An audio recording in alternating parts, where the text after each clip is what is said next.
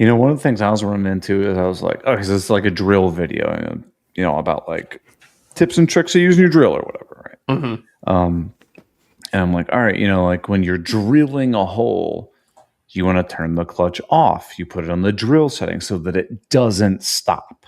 Yeah. Well, I'm going to be honest with you. Most of the time, if I'm drilling something, I'm like, I'm setting clutch 12. It's still going to drill the hole. I don't care. Yes. So I have all these like clips from other projects and stuff like that where I'm like, oh, it's not on the right setting. It's not on the right setting. That's funny. I can't use that. You know what I mean? Because like that'd be very confusing if I'm saying it always has to be on the drill setting and then it's not. Yeah. Yeah. It's the problem with trying to be the authority. You have to be so like mindful of every little thing.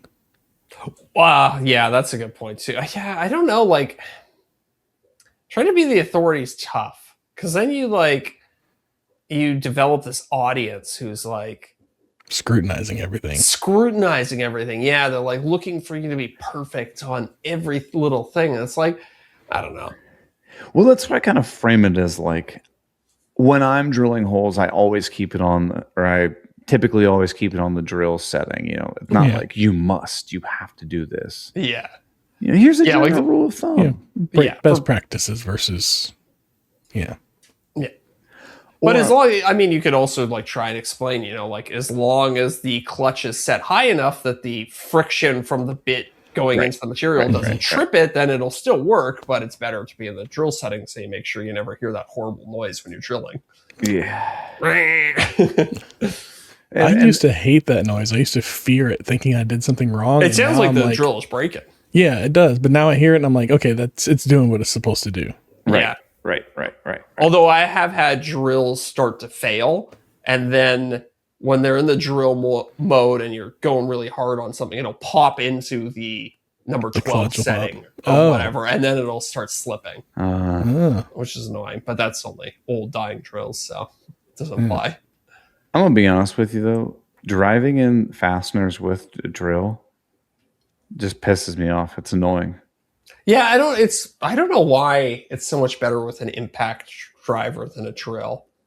I guess it's like, unless it's like a 1/2 inch, 3/4 inch bit, or screw, dude. If it's an 1.5 inch, 2 inch screw, impact every time. Yeah, I don't have time for that. God, then I gotta press too hard, But I also find when I'm using a drill that it cams out way more than using a impact That's what I'm driver. saying. Yeah. Which I don't really understand the physics of how that works, but maybe somebody else smarter than me will explain in the comments. I just like being able to use the impact being one hand. Like, dude, I'll use an impact to put in those like 1/2 inch screws that you attach hinges or drawer slides with. Like, I don't care. I just put it at the lowest speed. And it's fine. Yeah. That's what I do all the time. But I can't talk about that in the video because then it gets too nuancy, Yeah. And then you have an audience that tries to crucify you.